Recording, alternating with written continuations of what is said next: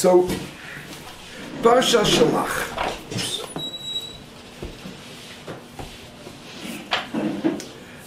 Maybe we'll start reading a little bit about Parashat Shlach. We'll read a bit of the Parsha and we'll discuss the issues and how the great Mefarshim learn what really happened over here. You don't have a Chumash with you, so I'll just read now. I have one for myself. If anybody wants, I have another one over here. If you want to read from, it's always good to read inside, I think. Torah Shebichtav, after all.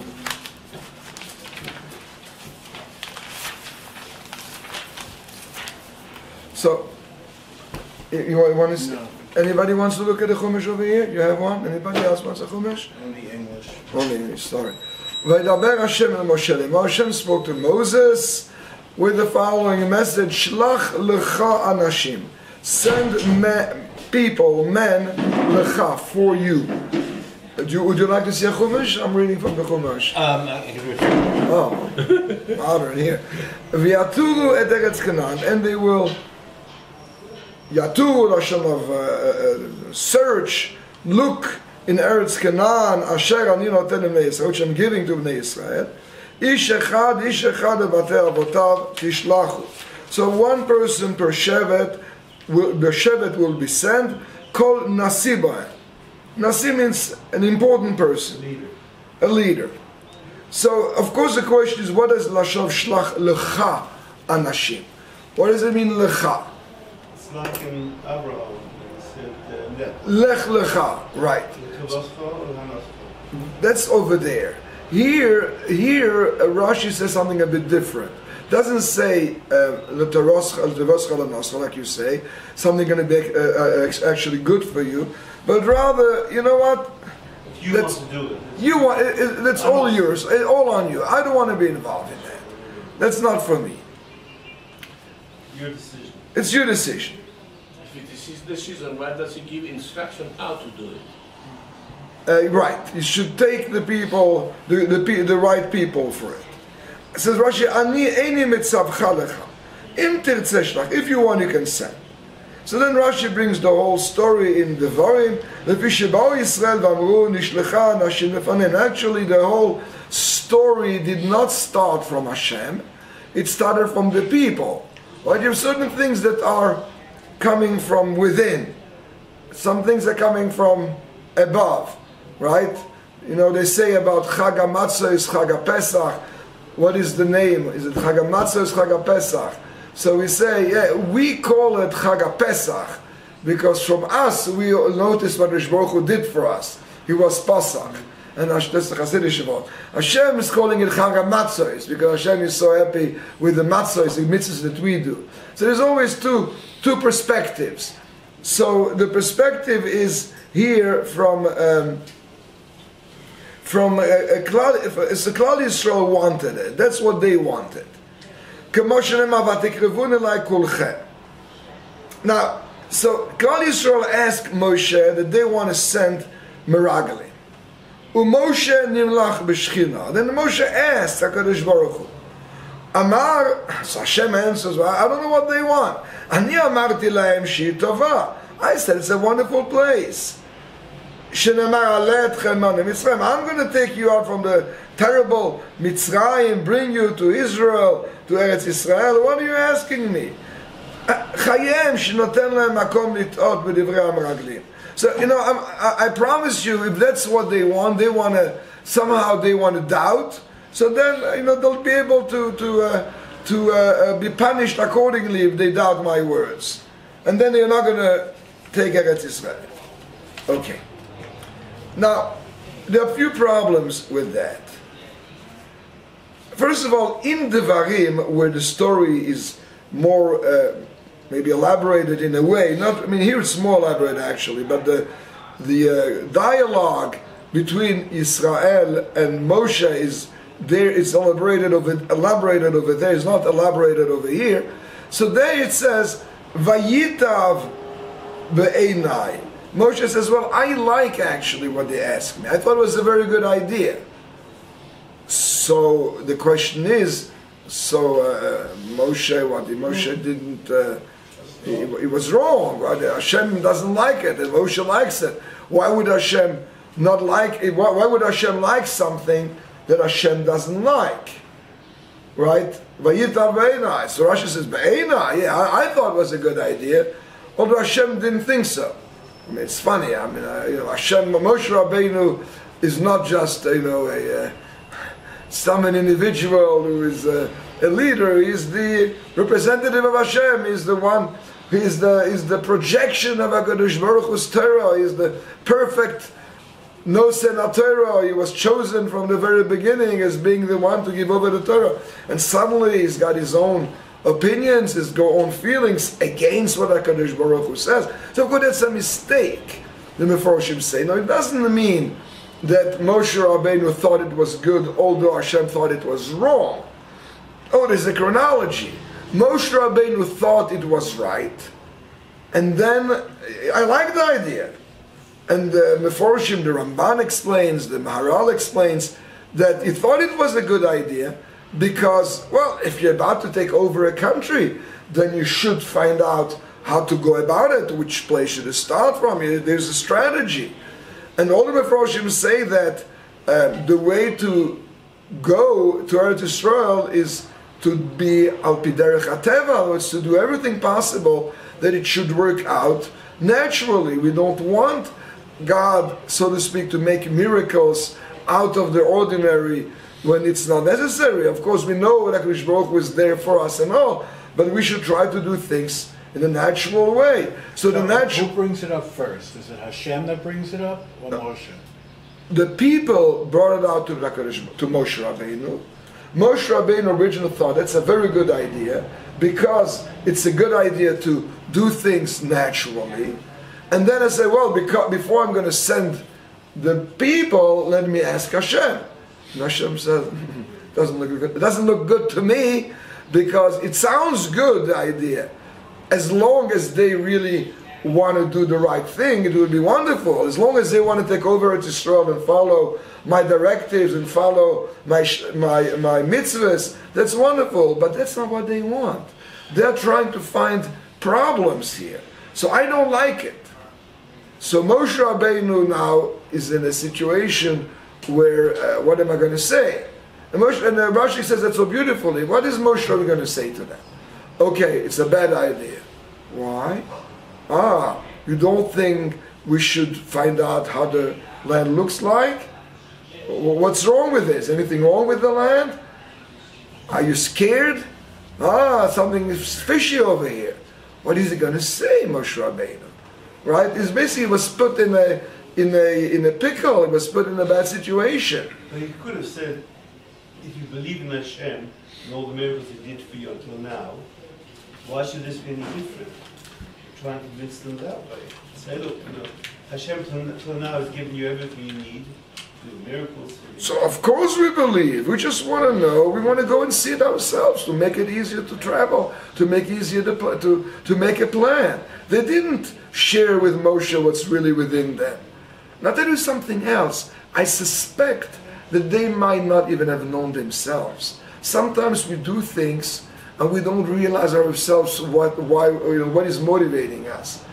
There is a very beautiful idea of Rav Dessler. Have you ever heard of Rav Dessler? Dessler was one of the big Bali Musar. Now Musar and Chassidus doesn't always go together, but the truth is there's Torah everywhere, So the Rav Dessler says something very beautiful. He says, when Eliezer Eved Avraham was sent by Avraham Avinu to search for a wife for Yitzchak, so there's a whole, before he goes, there's a dialogue that Eliezer asks Avram, well, what's going to happen if the woman doesn't want to come with me?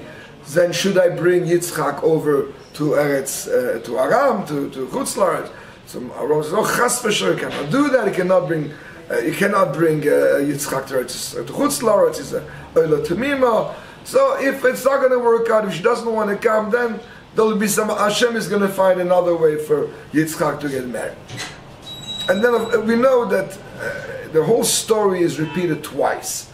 So when Eliezer gets to Aram, So it has over the whole story from the beginning, from Aleph Beis to Lavan, and to Besuel at the beginning before he died and all.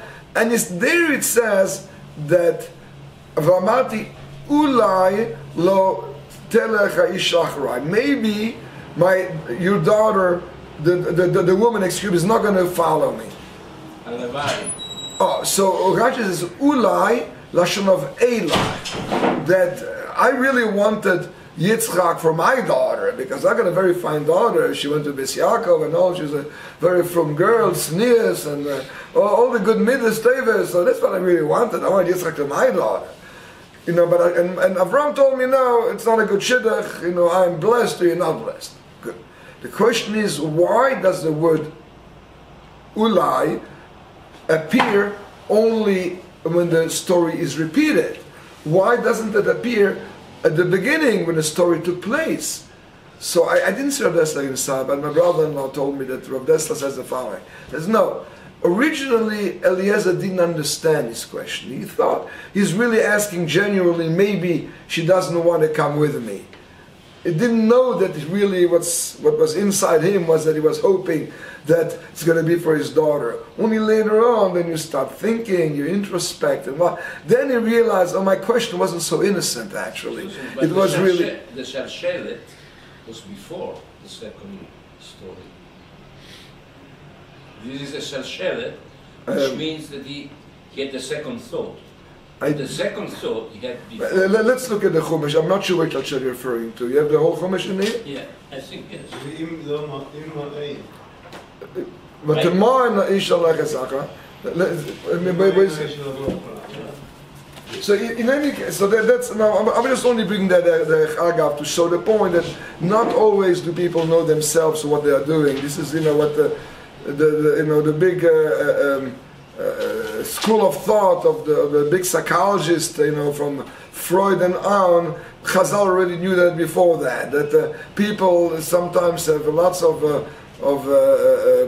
their inner thoughts are the subconscious, as it's been called, is very powerful. Not always our conscious mind realizes the subconscious. So in any but they had doubt.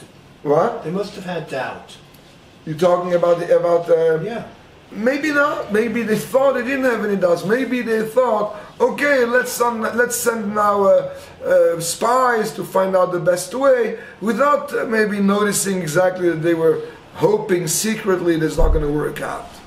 We also have to understand a little bit. The Meforshim explain why would it be that they didn't want. I mean, it doesn't really make that much sense that the Bnei Yisrael would have wanted not to go to Eretz Yisrael. Why would they want to go to Eretz Yisrael? Who would want to stay in the Midbar forever? Right? I mean, it's a crazy place. In the Midbar, there's no convenience, no houses, no. I don't know. It's kind of everything was taken care of. They had exactly. Unlimited food, unlimited clothing. Exactly. Here we don't have to. We like the idea to be sheltered. We don't have to worry about anything. God takes care of us. We just get up in the morning, we do what Hashem tells us, and our parnasa is already all set up. It's something very, very comfortable. There's a beautiful Hasidic story. It's a Hasidic story, I believe. Maybe it's not Hasidic, but it certainly would fit with the Hasidic approach. About this very big Rav who once came to it was a Rav of a small town. Then he became a Rav in a big city, somewhere in Eastern Europe. And in that big city there was a merchant who had a makolet, he had a store. And the guy was a massive Talmid Chacham. He knew everything. And he would talk to him hours in learning, was so impressed with him. And so one day he thinks, the Chaval, spending his time, weighing the cucumbers and using things which seems to be, what's the point? Let him learn all day long. So he thought, that's a very good idea. So he went to the big cities, have people, Baruch Hashem, have more money, whatnot. So he was able to gather a certain sum of money.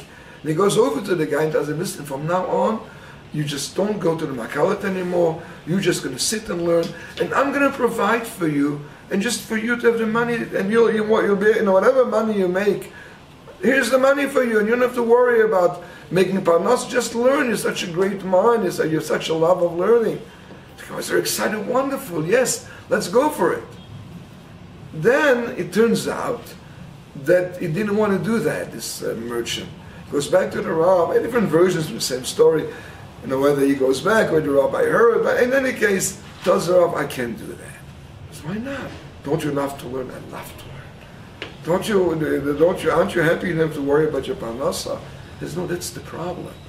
Not to worry about parnasa means that I don't have the contact with HaKadosh Baruch Hu, that I don't have to ask him every day. There should be maslach in my business, and not knowing how it's going to work out. And Hashem shows me His mercy all the time. I've got my paycheck right on the door every month, and I don't want it. I want to have a relationship with HaKadosh Baruch Hu. So I don't want to be taken care of. But it's very tempting not to say that. It's very tempting for the Dora Midbar to say, like you're saying, the Chanoch, right? What you're saying, that it's much nicer to just to be taken care of and not to worry about anything. So that was the problem of Klal Yisrael. They were worried. They didn't like the idea of leaving the Midbar. It's so nice and comfortable. God takes care of us, and they knew that in Eretz Yisrael it's going to be, it's real life. It's we're going to go to the Eretz Yisrael. We have to build the land. It's like when we read stories about the early Zionists. So of course they were not religious and whatnot, but they built the land with their own hands. It was hard work. So Eretz Yisrael is in much better shape when they went to Eretz Yisrael in those days than when the Zionists came after 2,000 years of exile. But not trying to give it a bit of a feeling. They have to get make their hands dirty with working the land and all. That's who needs it. We can just be with HaKadosh Baruch Hu next to us and not to worry about anything. It's much more tempting. Yes. Well, I was going to say, in a lot of big cities in the United States, they build projects for housing projects for disadvantaged people, but they give it to them for free. Here's your apartment, the city's going to pay for it. But then they don't take care of it. They don't appreciate it because they're getting it for free. That's so true. So true. So true. Yeah, if it's free, you don't appreciate it. Yes. Yeah, but if they build it themselves or it's have a different. hand in it. Absolutely. Yeah. Vayomar, here's a shalshelet of Jackie. Vayomar, Hashem lekenu v'mekenu panayim, ze chesem elonim Avraham. So that's written. That's written when Eliezer came to Eretz Canaan, to Eretz Haran. And that's the prayer that he says. Before the second line. Before the second one. So you're saying the reason why it says a shalshelet. He had already the second thought. I never heard that. Shalshelet shows that he had a second thought. So that's why Vayomar, he says he repeats it because he was hoping that things are not going to work out. I never heard that pshat. But it's still not a contradiction to what Rav Dessler says. Rav Dessler says he didn't realize right away. He could have realized it a bit later. So it's still not a contradiction. But the shakor for that shalshelet, I never heard that pshat. Very beautiful. Okay. So Rashi explains in Devarim that Moshe Rabbeinu basically was in a pickle. In a pickle. He didn't know how to deal with it. Because on the one hand, if he would say, I don't want to send the people over, so then he's going to be accused that, you think something is wrong. So Moshe Rabbeinu appeared to agree with the idea, even though he was told by God it's a bad idea. No, it was told later. So the way the Maharal learns is like this. They told Moshe, we want to send people. Yes. So then Moshe thought it was a good idea. Then he asks Hashem, which is by us. It doesn't say anywhere they ask Hashem, but it's implied. Yes. He asks Hashem, how about it? Hashem says, doesn't look good to me. But Shlach Lecha, that's what you want, go ahead and do it. So then it follows that dialogue between Hashem and Moshe. So Moshe tells the people, look, that's a wonderful idea, because that's the best way you could deal with the situation. And basically he was telling them here that's the words over here, where he tells them how good the country is, how good the land is. And Rashi brings an example. Someone is trying to buy, let's say, a car from someone else. So, used cars. Used car can be problems, And then, the guy says, yeah, sure. Do you mind if I test it? No, go ahead. Go test it. Can I take it? Even I take a trip up to the Hermon, go up and down the Hermon, and then I'm going to go maybe, the desert, and go up south, and go up north, and out to seven. By all means, yes, it's a wonderful car. Go ahead. You can test it. You can take the car for 2-3 days, bring it back to me, and no problem at all. So then Rashi says, well, that shows that the seller is very confident, and the buyer says, all right, if he's that confident, just to say, fine, all right, I'm going to buy it as it is. We're going to bother testing it because he sees from the reaction of the seller that he's so confident. So too, Moshe Rabbeinu was trying to tell Klal Yisrael, yeah, it's a wonderful place. Go ahead, check it out. It's great, right? So so he was trying to do from a bad situation the best possible solution, but it didn't work. Chanoch, you were first. Yes. Why would Hashem knows the future? He knows the outcome. Yes. Why would he give his permission? Do what you want. Okay. And what is your question? That's the question. I hear the question. I just want to hear the question of Ejak as well. I have an answer to his question. Okay, please go ahead. It was Norah Lillah. He wanted them to fail. Hashem is mean? He's not mean. If he make a nisayon to Abraham, he can make a nisayon. But if he knew they're going to fail, that's not a fair nisayon. But Avraham Avinu, he knew that he would be successful. Here, it seemed he knew they're going to fail. So then, why would he want them to have a nisayon? They were not ready to enter Israel. So that was their punishment. Okay. You can say a punishment or the reason they were not ready to enter in Israel. They were an arm of slaves, of Avadim. So they didn't have yet the developed sense of consciousness to be able to do the right thing. Yeah, so he wanted them to fail. Okay, I hear. I mean, I don't think what you're saying is necessarily wrong, but I don't know if it's necessarily right. Now, in other words, I think that it's all part of bechira, of having a free choice. Well, here the Bnei Yisrael had a problem with their emunah, right? Because had they had the emunah necessary, then they would have said, if God thinks it's a good idea, then we would just go and do it, because it can't be bad. That's what Hashem wants us to do. Maybe. So here's a difference. There's certainly a lack of emunah. But I just want to finish the thought I was saying before. I think that, of course, God knows what's going to happen, but this is a big question. The Rambam asks in L'chot Shuvah, if Hashem knows what's going to happen, then how do we have free choice? Because the definition, God knows what's going to happen. So to give a clear answer as to why this is not so is almost impossible. To the extent that the Rambam says, well, Hashem's knowledge is not the same as our knowledge, and therefore Hashem's knowledge does not interfere with the choice, whatever that means. So it leaves the Ravid. The Ravid is he attacks the Rambam every once in a while. So he says, well, Rambam, you'd be better off not to ask the question, because your answer is so bad, nobody understands what you're answering, so don't ask, because you're opening a Pandora box by asking the question, right? But its truth is, of course, the question is that important, because everybody has that question. You all ask the question. What you're asking right now, Chano. How could God lead a person to make a mistake if he knows ahead that it's going to be bad for him? So, but the answer is that how it works, we don't know, but Hashem gives the opportunity for people to make a choice. And then, if it's going to end up, like Jackie says, that they are not ready for making the right choice, let them suffer the consequence. But who knows? Maybe they will be ready. Hashem, I don't know what's going to be. It's their choice. Maybe suddenly they will be impressed enough by Moshe Rabbeinu, see how great Moshe Rabbeinu is, and learn from his. It's a beautiful pshat I heard that beautiful pshat. You got to listen to that.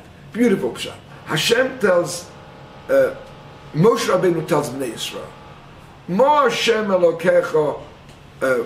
What's the last one? The pasuk? Give me the chumash again. I'm sorry. Shoel me'imach. Excuse me. It's a beautiful. It's an Akev, I think, right? Mo Hashem Elokecha Shoel. What did Hashem ask from you already? What can He ask from you? Yes. 1 second. Well, it's another pasuk. Yeah, I'll tell Yisrael, now Yisrael, Moshe Elokecha Sholma. What is Hashem asking from you? Ki im lo yirah Hashem Elokecha. He only wants you to fear God, laleches b'chol deracha, to follow His path, u'la'avato, to love Him, ve'la'avod Hashem Elokecha b'chol levavcha nafshecha, and to worship Hashem with your entire heart and your whole soul, lishmor et mitzvot Hashem, to fulfill all the laws. Asher nochim mitzavcha yom latov lach. So what am I asking from you already? Just to do everything, basically. Fear God, love Him, follow the mitzvahs, So, I mean, that's all He's asking. What's the big deal? Not a big deal. It's a pretty big deal, right? For all of us, we struggle with it day and night, right? So Chazal. So the pasuk starts with the words le'yira. Le'yira is to fear God, and that's the basis of all. Once you fear God, then you're going to listen to His mitzvahs, and then you're going to. Once you have the fear, once you understand who Hashem is, then it's going to lead. It's going to lead you to do the right thing. So the Gemara learns Akol bidei Shamayim, chutz mirat Shamayim. Means everything is in the hands of God besides fearing God. That's what we're talking about. If fearing God, if it's making the right choice, God doesn't get involved. Thanks God. What? Thanks God. Thanks God. Right. So now, so the Gemara says, the Gemara asks nonetheless. So what's Moshe telling them? Kim yira, but v'chirat Shamayim milta zusrasoi is to fear God something small. To say the only thing He asks you is to fear God. If it's nothing, it's a very big deal. So then the Gemara answers in legabe Moshe, not regarding Moshe. For Moshe, it's something very, very small. But he's not talking to himself, he's talking to Klal Yisrael. So for him it's small to fear God, but he's talking to them. So what kind of answer is that? Yeah, for him it's nothing. So why is he stupid? He doesn't know that for them, they're not yet in the Madrega. So I heard about a very, very beautiful answer, beautiful mashal. Imagine that you want to teach your kid to ride a bicycle. So tell the kid, there's this bicycle, you go on it, and then you start riding it, and it's going to stay straight. The kid goes on a bicycle, so as he goes on, it starts tilting. So how's it going to work? So then the father says, let me show you. So the father goes on the bicycle, he takes a ride, you see it stays straight, it's slow, it doesn't tilt. If he's like Biden, he falls off. Well, yes, Biden might fall off. But the point is, so the teacher shows him the way. So Moshe Rabbeinu said, so the Chazal say, when Moshe Rabbeinu is the leader, then Yirat Shamayim is something small. When you see the great leader as Moshe Rabbeinu, then everybody can learn from him. So then, just to finish the point I was trying to say before, so that's maybe what Moshe was trying to do. Encourage Klal Yisrael, tell them, listen, it's a great place, and you're going to see how beautiful the place is, and you're going to see how strong the cities are, and you're going to see the sizes of the fruits. Come on, let's go for it. So maybe Moshe Rabbeinu's way of talking is going to influence them to do the right choice. So then that's how I would answer what you were saying, Jackie, that of course there's a good reason to believe that Bnei Israel might not be at the required level to do the right choice. But again, maybe not. Maybe they will do the right choice. And maybe yes, maybe no, tic-tac-toe, we don't know. So let them try. Let's try it out. Yes. He himself installed. Who is he? Moshe. Yeah. The doubt. Kirud Tovahi or Rahi, Im Yeshmaim or Lo. If he's got all this bitachon, and I read it differently. Look if it's good or bad. Of course it's going to be good. Not is it good, is it bad. You're going to see yourself. Depends on the tone, The tone is, you're going to see how beautiful it is. It's a great place. What are you guys worried about? So he's trying to encourage them. You can say differently, but that's how I would understand it. Okay? But what would the criterion be to define it as bad? How can you define bad? What would they say that the land was lacking? They're coming out of a desert, so whatever it Anything was had to to be step better up. than that. But about Ramban, I don't know exactly what it could be, but something could be like, they won't feel that it's a good enough place to take. It's not worth it. I don't know, something. When people look for negative things, they could probably find something negative. I don't know. What do you say, Jackie? yesterday, the Rabbi said that to us, that Ramban, according to Ramban, this was the real head of Moshe Rabbeinu. Oh, that's what he said. Oh, I said it's That's why Okay, he so- didn't enter Israel. And all the rest story, the Maim, and Okay, is a cover up. This is Ramban. I did see the Ramban saying that. But again, I didn't see the entire Ramban everywhere, but I looked at the Ramban over here, I did see the Ramban saying that. So I'll look at it. It's very interesting what you're saying. It's not me. No, I It's understand. Rabbi Brown yesterday. Rabbi Brown. Okay, so I looked at the Ramban. I looked through the Ramban Dafka on this, because the Ramban is a lengthy discussion or something. I haven't seen that. Very interesting. Okay, so I guess you had all different type of explanation. Terrorist, so bad. Elevate, absolutely. Then we find What was going to say? Shivim Hanim Torah. Shimon Torah, absolutely, yes. And, yes, okay. So here is a Chumash back. Then, so he sends the Meraglim, and I'm going to skip the Psukim, and take their name and all that. So, Yuzayin, Vayishlach otam Moshe latur et Eretz Canaan, Vayomer alem. So here gives all the instructions to look at the Eretz Israel. It doesn't take too long to translate all the Psukim. So then we go afterwards to Pasuk Chava. Vayelchu, they went, Vayavo, and they came El Moshe vel Aaron. V'gada b'nei Yisrael b'la Param Kadesha. So they went and they came back to Moshe, Aaron, and all Klal Yisrael. V'yashivu otam davar v'et kol ha'eda v'yar'um et pri ha'aretz. So the question is that Rashi is asking, what is Vayelchu Vayavo? They went and they came. Where did they go? Referring to originally when they went to Eretz Israel, and now they came back. So why repeat again the word Vayelchu? They're already coming back. So we already saw that they went, and it says that they went to all those places and they carried all the grapes and then the rimonim and the teinim. So Rashi says, Ma'u vayelchu. What does it mean vayelchu? Lakish alichatan lebiatam, to compare their going to their coming back. Ma biatan be'etzara'a, af alichatan be'etzara'a. The same way as when they went with a bad intention. Yes, thank you, bad intention. So too, when they went there, it was the same as when they came back. So it's obvious they came with a bad intention because they started saying Lashon Hara. So too, when they went, so they had a bad intention. The problem is that when they were sent, it says Kulam Anashim. So Rashi says, Ba'oto sha'a ksherim hayu. Then they were good people when they were chosen. And here Rashi says that the same way as they came back, when they came back to Israel, they had a bad intention. So too was at the beginning. So it's a stira, contradiction, right? So, yes. So they come back. Let's say they had a bad intention. Yes. But what was the alternative vision? So we don't go into the land. So what does that leave? What was the other possibility? To go with a good intention. No, let's say they had the bad intention. Yeah. But what was, if they don't go into the land, What do they To do? stay, What's the stay in the alternative? desert and lean on God and help and hope everything is coming from I mean, where does it say that though? and Where not does it taking imply that? responsibility on their own.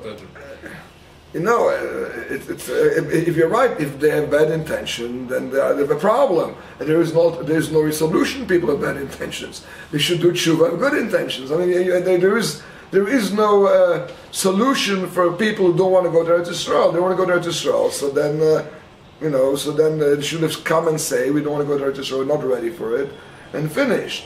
That probably wouldn't be the best thing for them. But I really believe that they will confuse themselves as to what they did think, what they didn't think, what their fears. There are so many fears in ourselves. We don't always are aware of our own fears. You know. You said yourself the answer. Yeah. They were not ready. They were not ready. They were not ready. There's no question about it. But so the solution would have been to say, hold on, maybe we're not ready yet. Slave mentality. Yeah. That's They're used to being told what to do and how to do, being fed and not having to worry about. There's a very, very good movie, if you forget the name of the movie, about this guy who was in jail in America. And then, so it shows his life in jail, whatever. Then when he comes out, He wants to go back. he wants to go back. And some people committed suicide as a matter of fact, they leave prison because it's so comfortable in prison. Also, so there's a term to it. What? Morgan Freeman. Is it? I forgot who it is. Maybe it I was think him. it's Morgan So Freeman. it's a very good movie. Yeah. I don't see movies, of course, but it's what I was told that. You were told, yes. Yeah. So okay. So I'll tell you first the pshat I thought, and by that maybe I'm not going to bother you with my pshat. Tell you what the Maral says. It's better. So the Maral says like this. It says a very important yesod. You know the Maral from Prague. You know, I think was the great grandfather of the Balatanya, right? So he's got some connection to. I was on his grave. Yeah, me too. I'm also a descendant, actually. So No, I was on his grave. I'm not descended. that's how we own in his grave. Yeah, I also went in his grave. So he says like this. He says, see, it's confusing to know actually who were the bad ones, who were the villains. So the Maral says the villains were not the Meraglim. The villains were Klal Yisrael, who sent them. Because they had the bad, they really, deep down, they were scared and they had no emunah. And the Meraglim actually were good people, to begin with. Sherim hayu, anoshim, sherim. But then, once they became the messengers of bad people, then it says an interesting idea. The evil of the meshaleach, of the person who sends the message, got into them. And that's why as soon as they accepted the shlichus, that's when it started to go bad. So a beautiful yesod of the Maharal. We want to share with all of us?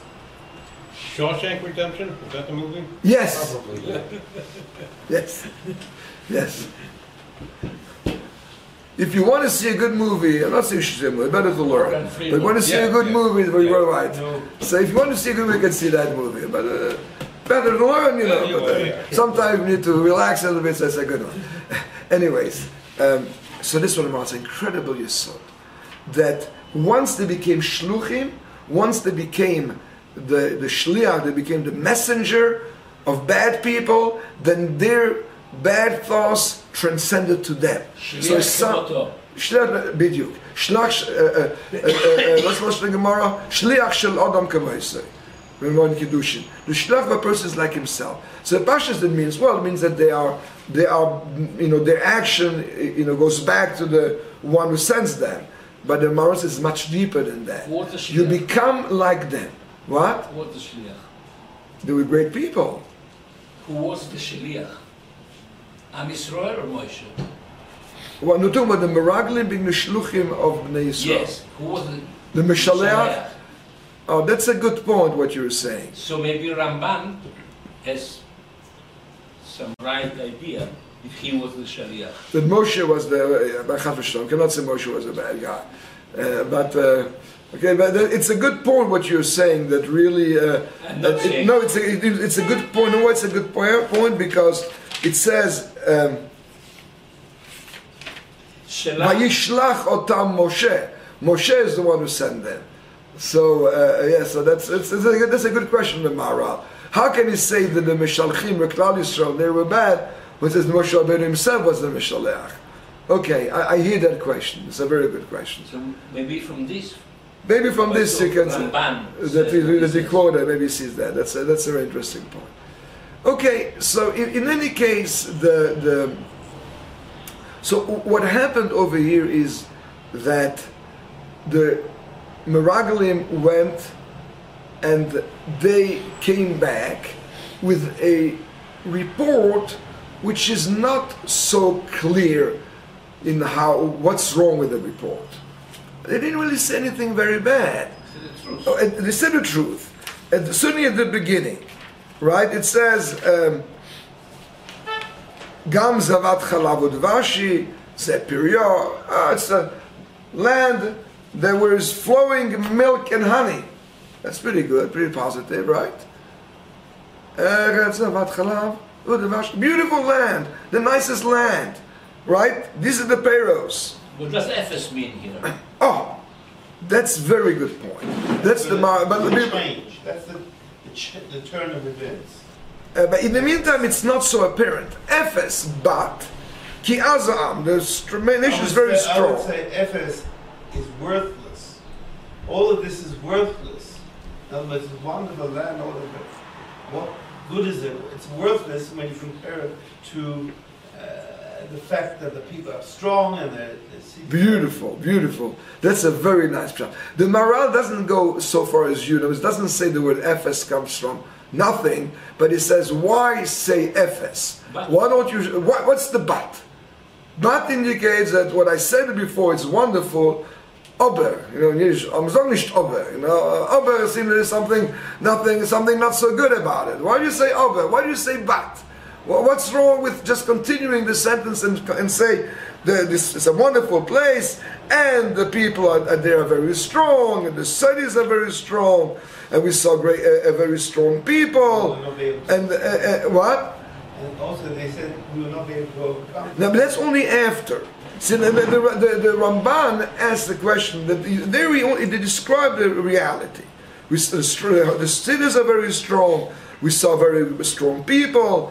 Amalek is there, and the Chittim, Yevusim, Emori, they sit they are in the mountain. The Knaani is by the sea, and next to the Yarden. So of course Rashi tells us, yeah, you mentioned Amalek, yeah, that's a good it's a good mentioning them because what we know from Amalek, they were the ones who attack us. So already there is a hint of something bad. But nonetheless, in the pshat of the pasuk, it's not so apparent. And right away, Vayas Kalev at the Am Moshe. So right away, Kalev quiets them down, silences them, right? And he says, no, they will be able to go up there, there's no problem. And then, Vanashim Asher Aluim Amru Lo Nuchal, Pasuk Lamed Aleph, Lo Nuchal, then they come along and they say, no, we won't be able to do it. But at the beginning, it's not so apparent. So here is basically what we spoke about before. The Maharal says that's where you see that the shlichus was so bad, because they say there is a but. Yes, things look good, but there's something wrong going on here. They're even stronger than God Himself, whatever that means. It is such a stupid statement. No, Mimenu is not God. But that's how Rashi says. Mimenu, as Rashi, Kivyachal Klape Malo Amru. I mean, it doesn't Pashut Pshat, you're right. Pashut Pshat is stronger than us. But Rashi says they meant also, even God can't do anything about it. Maybe what they meant was that since we are supposed to defend the land al Biderech HaTeva, so then, there's no way we can do it. So, what's Hashem going to do? There's no way. The truth is that's a mistake, because we see over and over that as long as we try to do our best, Hashem gives us the strength to do it. So even if it looks like a lost cause, and ask any businessman that some businesses that the people are making, it doesn't look as if it's going to be successful, and Baruch Hashem, it could be very successful, and then we think, that's the easiest possible business. Oh, it doesn't work out. It's all Midei Hashem, right? So we do what we can, and then we have to daven to Hashem is going to make us successful, and not Hashem the other way around. So they were absolutely wrong. But that comes also from the mentality of not knowing how things can be, because they've seen either Egypt where things were terrible, or here in the Midbar where things is all taken care of by HaKadosh Baruch Hu. How's it going to be in Eretz Yisrael? We're supposed to do things on our own. Where is God in all that? You know, how is God going to help us? Can He help us to? Don't we say Hashem directs us in the way we should go? There's somewhere, I know what the exact quote is. Hashem directs us. Yeah. Excuse me. Hashem directs us with the Torah and telling us how to behave. So that's the direction Hashem gives us. Once we follow the Torah, that's the direction we do, and then we trust Him that our endeavors are going to be successful. That's how I understand it. Yes. Ephes Yes. is meraglim saying. Yes. But then, Vayachas Kaleb et ha'am. Right.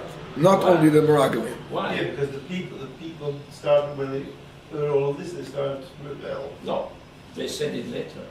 No, but Vayachas Kaleb et ha'am and Moshe. And then they said, Lo nuchal. they started to... This is a very good question, what you're asking. Or you have an answer to the question? I'm just saying that when they heard this, they started to stir up a...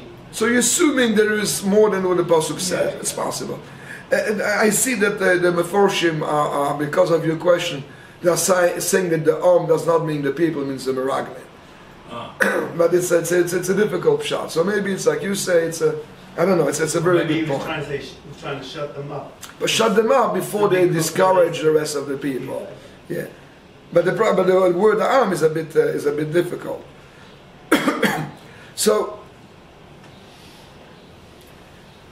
so the Meraglim, this basically they're pouring out their fears and all what that we won't be able to make it. It's not going to work. It's a bad idea, and then Klal Yisrael accepts their argument, and then they are completely discouraged, and they don't want to go to Eretz Yisrael.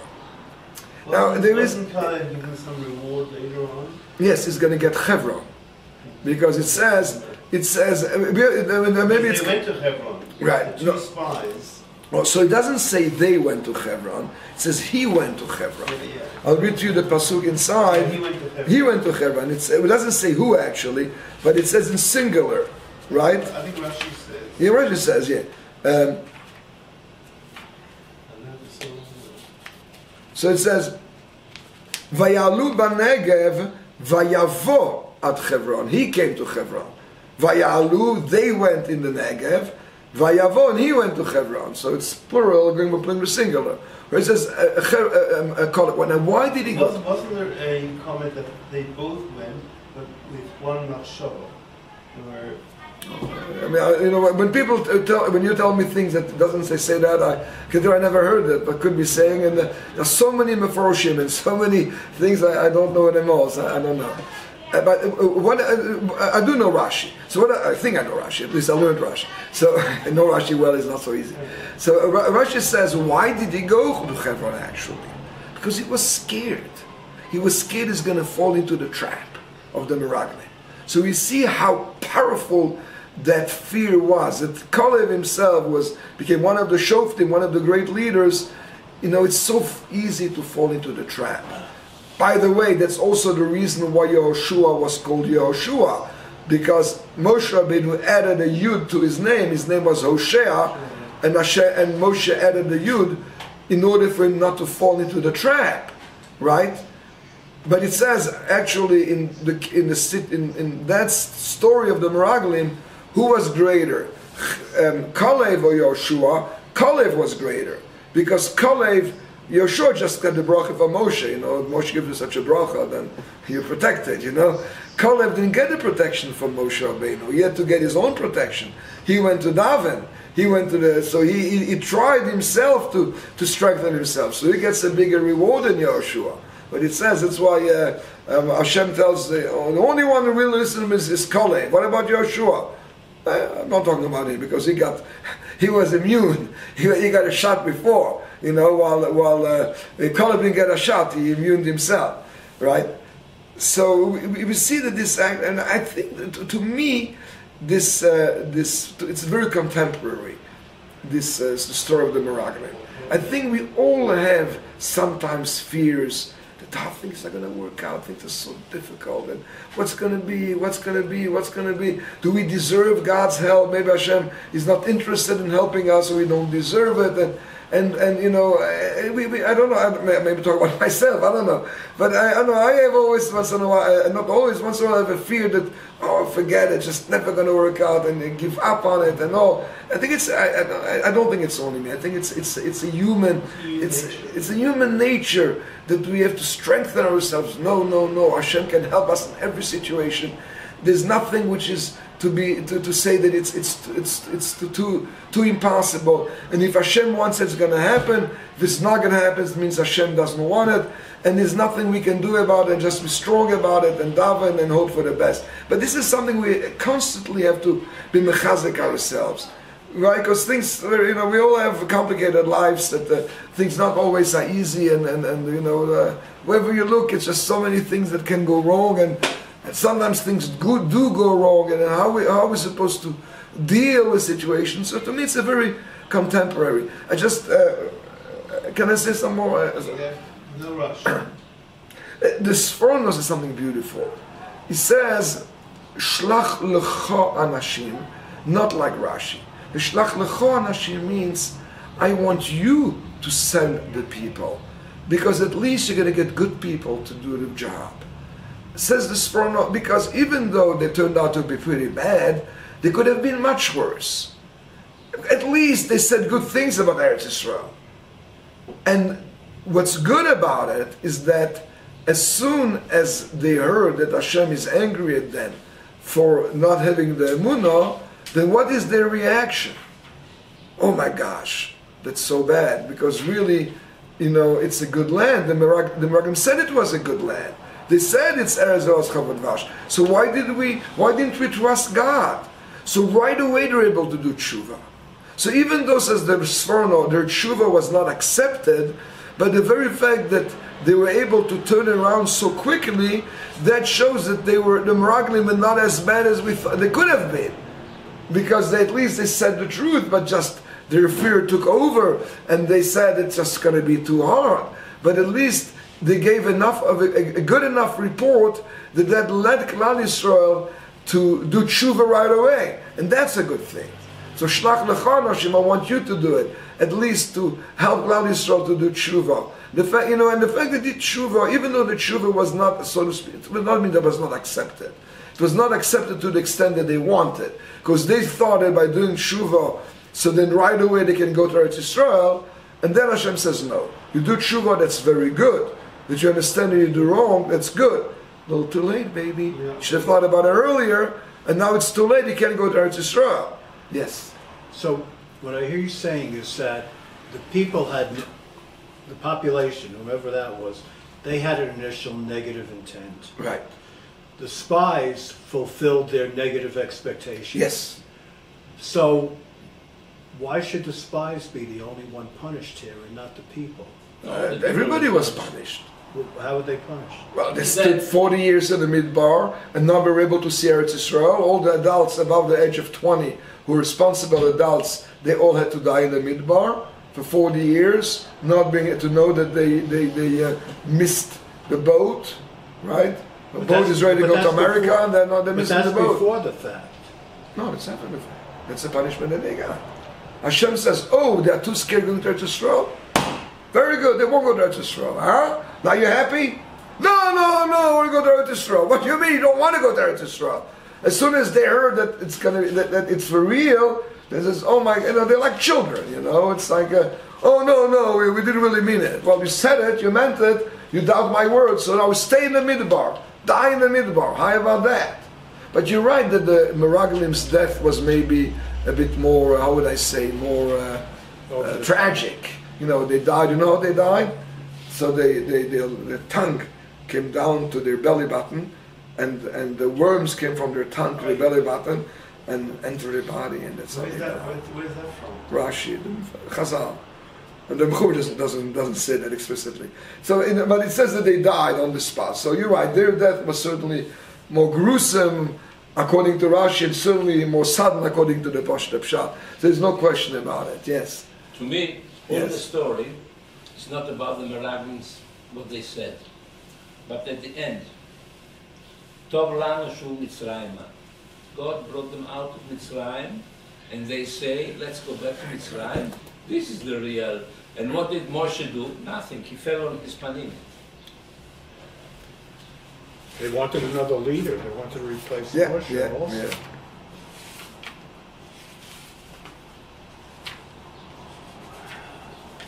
You know, you covered one aspect and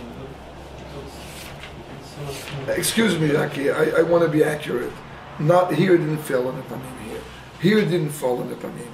So he said, Doesn't say fall on his face. just as Oh no, it does say. Oh, it does say. Vayipol Moshe al Bnei Levi kol Elav Yisrael. It does say. It does say. See, I read the portion. I didn't. You're right. Jackie is right. Vayipol Moshe v'Aaron al Bnei Levi kol Elav Yisrael. It says that right here. They fell on their face. Read the pasuk again. Vayipol Moshe v'Aaron Bnei. It says, "Ein adam loimed ela b'makom shenichshal bo." Person learns the best when he made a mistake. So now I made a mistake, so I'm going to remember that pasuk, and I'll never forget it for some pasuk. Thank you, Jackie. Yeah, they fell on the face, right? So he couldn't. Moshe Rabbeinu couldn't. Right, there was nothing that he could.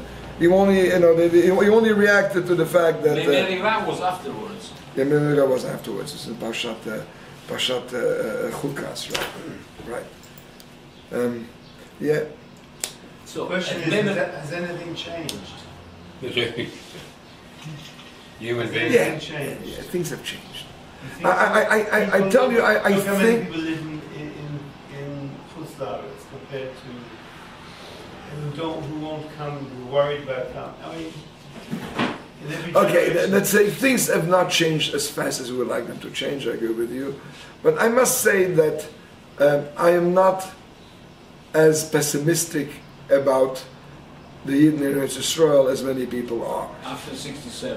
I'm not talking about this, I'm talking about the Futzlaretz. But it's a thing that's not pretty scary too. Actually, it's not as if everything is so easy here. But I'm more, and I think, Herzl. Herzl wanted to come back to Israel. yeah. But the Hasidim didn't want him. Well, they didn't want to go with him because he was a Pasha Yisrael. He was not a religious man. So they were afraid to go with him and to associate Not with with him. him, but the idea. They wanted to get the idea. Many people like the idea. It's there was a split. It's true. Some would In say Europe, nobody was pro. not exactly. Very few. Lithuania, the vast majority of the Rabbonim were with the Mizrahi. Wanted to go to Eretz Yisrael. But what are they doing In Poland, they were with Agudat Israel, which were not against going to Eretz Yisrael. Hungary was the problem. Hungary, they were very anti. I'm Hungarian, But so they I know. didn't come. What? Even though they were pro, they didn't come. First, it was very difficult to come. To get a certificate, it was difficult. The land was so, people came. Do you know how many people were in Eretz Yisrael in those days? Their children died of hunger. It was, things were hard in Eretz Yisrael. So it's easy for us to say, now we can say, Baruch Hashem, HaKadosh Baruch has been so good to us and we're such a wonderful land. Why don't more people come? And that's a good question. But then it's hard for us to bring We are of Polish descent. root. Yes. My family was in the 50s, in the 60s, Israel. In Europe, this was the mentality. After the war, after the war, the European Jewry were basically, building themselves up. They had very Yes. few Rabbonim left, Yes. So so just thought of building their lives. They didn't maybe think so much of whether only few people had the outlook. Let's go to Eretz Yisrael and so on and so on. Your aunt Shuli, she was a big Zionist. Excuse me? Your aunt Shulamit, she was a big Zionist. Yes, she was the only one of the family. She really was a Zionist. Yes. She would have gone right away to it. I think And the family if was Eddie against, wanted, the family was against her. right, they thought she was She crazy. brought And his aunt is my brother's mother-in-law, so that's how we talk about the family relationship. She had all the shluchim, and she lived in Milano, so all the shluchim in Akiva were Bnei Bayit by her. in Europe. She was very great. She really had a vision of. And But all most the- people and all didn't. the family It's Yeah. against me. But against that. Both of them. Yeah. Baruch Hashem, we have the schus to be here. We have to thank HaKadosh Baruch Hu every day that we have the merit to be here, and we have to do our best to deserve to be here, and to Baruch Hashem, we are here learning and trying to do the Ratzon Hashem. This is we're very privileged. Okay, so we should learn from the Meraglim and be positive and know whatever Hashem does is You for are the linked good. to NACHLAOT.